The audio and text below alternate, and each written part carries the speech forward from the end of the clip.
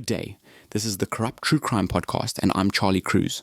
Today's episode is about how one company's twisted bookkeeping bent reality itself, creating a financial black hole so powerful it pulled in everything around it, from Wall Street analysts to everyday Texans who never saw it coming. Houston, the energy capital of the world. And in the gleaming tower at 1400 Smith Street, the seventh largest company in America is throwing itself a party. Acrobats swing from the ceiling. 3 different bands play simultaneously. The champagne flows like water. Fortune magazine has just named them America's most innovative company for the 6th year running. Their stock is soaring past $90 a share. And every single brilliant executive celebrating in that room knows something the 20,000 employees don't know. Something the investors holding billions in stock don't know. Something that will, in exactly 18 months, make this the largest corporate bankruptcy in American history. They're broke. Completely, utterly, catastrophically broke. Enron, where a natural gas pipeline company convinced the world it was a technology revolutionary, where accountants became magicians, where debt vanished into thin air, where losses transformed into profits with creative bookkeeping, and where some of the smartest guys in any room built a house of cards $74 billion high. Here's what makes this beautiful, in a terrifying sort of way. They didn't rob banks, didn't crack safes, didn't wear masks or carry weapons. They did it with spreadsheets, with partnerships that had names like Chewco and Raptor and LJM, with accounting so complex that even Wall Street analysts with advanced degrees couldn't understand it.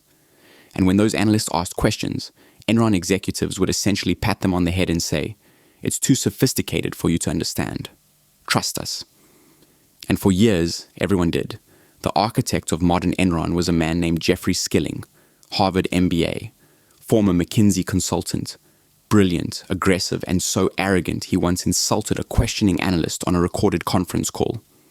Skilling joined Enron in the early 90s with a vision. Why own physical assets like pipelines and power plants when you could just trade energy like stocks? Make Enron the middleman for everything. Natural gas, electricity, even bandwidth and weather derivatives. But here's the thing about being a middleman. The margins are thin, growth is hard, and Wall Street expects hockey stick growth every single quarter. So Skilling went to the SEC with a request. Let us use mark-to-market accounting. It's a method typically reserved for securities trading. Sign a 20-year energy contract today, estimate all the profits you'll make over those 20 years, and boom. Book the entire profit immediately, not when you actually earn it, not when cash comes in. Today, the SEC, bafflingly, said yes, and that's when Enron discovered something intoxicating. They could make their quarterly numbers say whatever they needed them to say. Sign more deals, estimate aggressive profits, book those profits today, stock goes up, executives get bonuses, everyone's happy, except there was a problem. Reality, actual cash. Because you can tell your shareholders you made $500 million on a project, but if that project takes 20 years to actually generate revenue, and it's not going as well as projected, you've got a situation.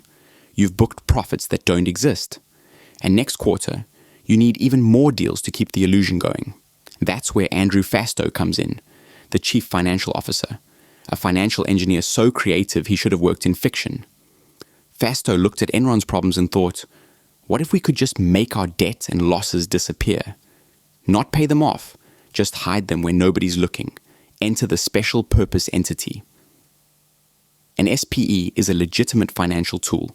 You create a separate partnership for a specific purpose, and if it meets certain rules, it doesn't show up on your main balance sheet.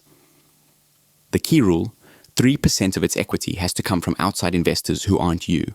Fastow created over 3,000 of these things. He named them after Star Wars characters, after his wife and children, after predatory birds, and he used them like a shell game. Here's how it worked. Say Enron invested in a tech company during the dot-com boom. Bought in at $2, it shoots to 70, Enron books a massive paper profit. Then the bubble bursts and it crashes back to 5. That's a huge loss Enron has to report, right? Wrong. Fastow creates a partnership, calls it Raptor because why not? Raptor agrees to absorb Enron's loss in exchange for Enron's stock. Enron transfers the bad investment to Raptor, books a profit on the transfer, and the loss just lives in Raptor now, off Enron's books. Building a new product? Temez Labs takes you from napkin sketch to the App Store. Trusted by Fortune 500s for quality, security, and speed. Book your free strategy session at temez.ai. Brilliant, right? Except here's the fatal flaw. What's backing Raptor? Enron's own stock. So Enron is essentially using its own stock to ensure its own bad bets. When Enron's stock falls, the hedge becomes worthless. It's like buying fire insurance from a company that only has money if your house doesn't burn down. But wait, it gets better. Fasto wasn't just creating these partnerships for Enron's benefit. He was managing them personally, collecting fees, making investments on the side. By the time anyone noticed, he'd personally pocketed $45 million from partnerships he created as Enron's CFO to do deals with Enron. The conflict of interest is so blatant it's almost admirable. The board of directors actually had to suspend Enron's ethics code to allow it. Meanwhile, other executives were cashing out. Lou Pai, who ran the energy services division, sold $280 million in stock and left to buy the second largest ranch in Colorado. Rebecca Mark walked away with $82 million.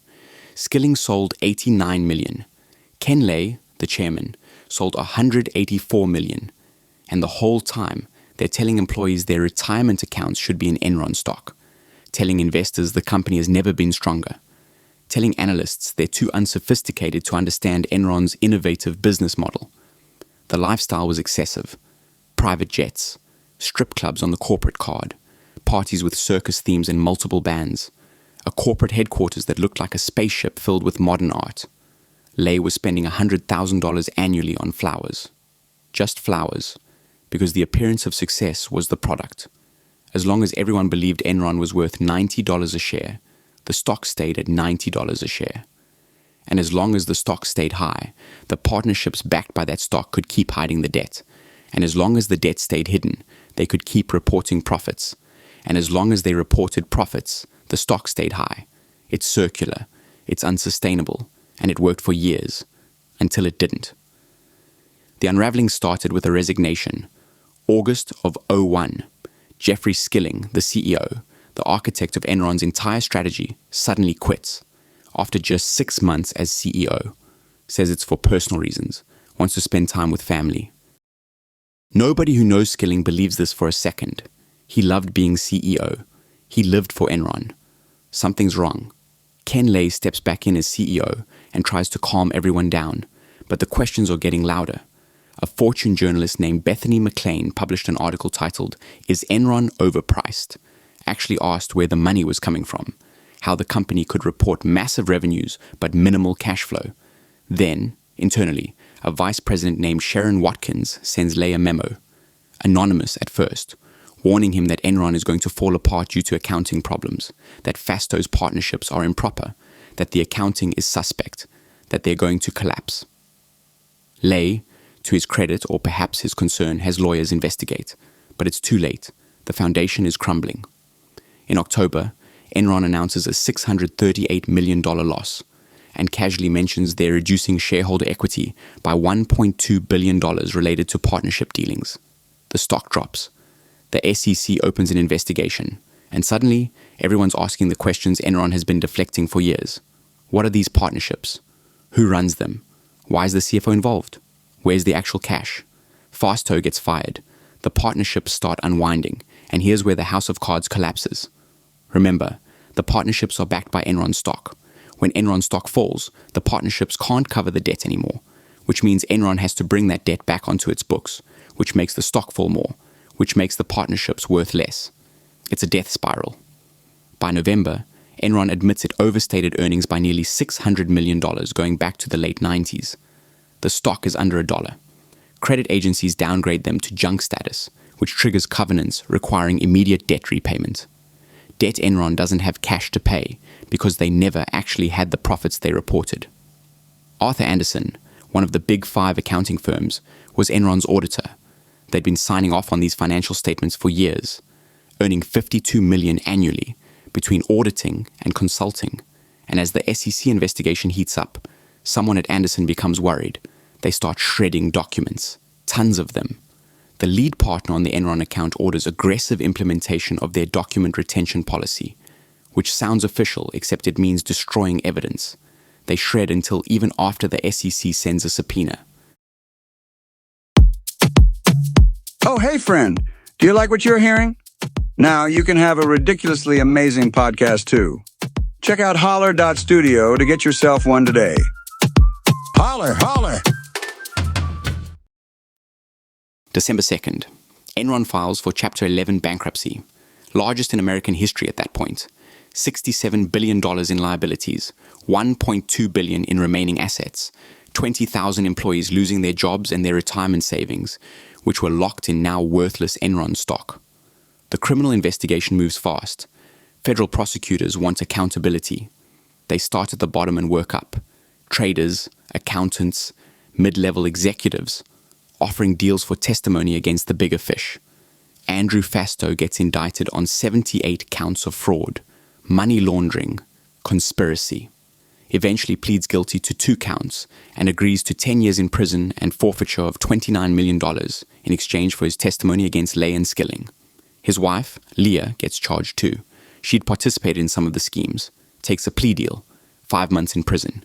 They arrange their sentences so one parent is always home with their kids, which is almost thoughtful for people who helped perpetrate massive fraud. Arthur Andersen gets indicted for obstruction of justice. Convicted. The conviction gets overturned years later on appeal, but it doesn't matter. They'd already lost every audit client. 85,000 people worldwide lost their jobs. One of the most respected names in accounting, gone. Ken Lay and Jeffrey Skilling go to trial.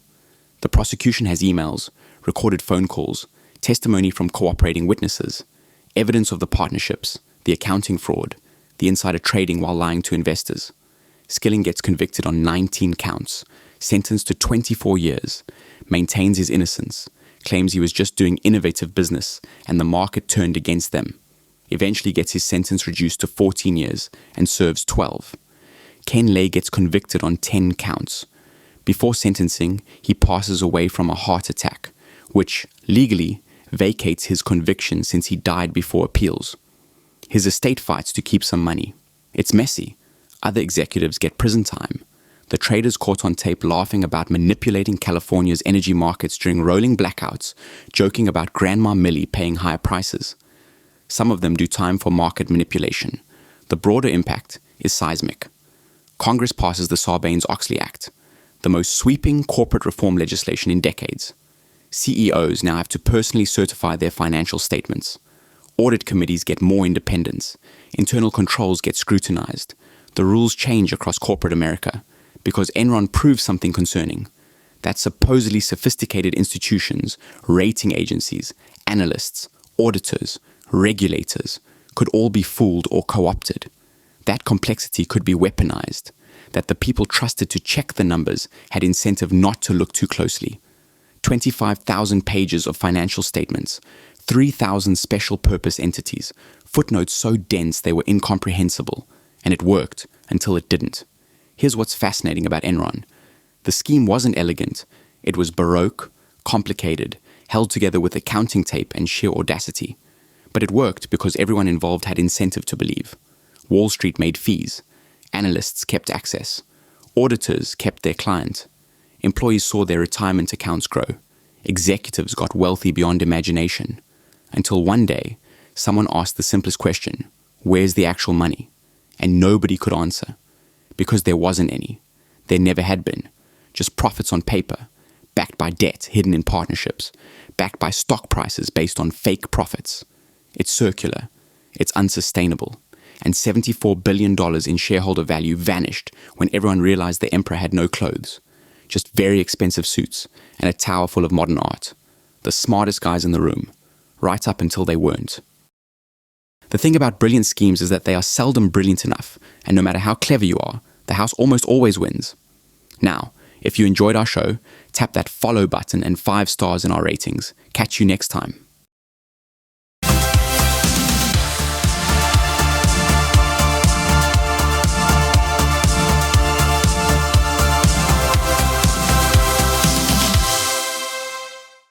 Grep News. Thomas.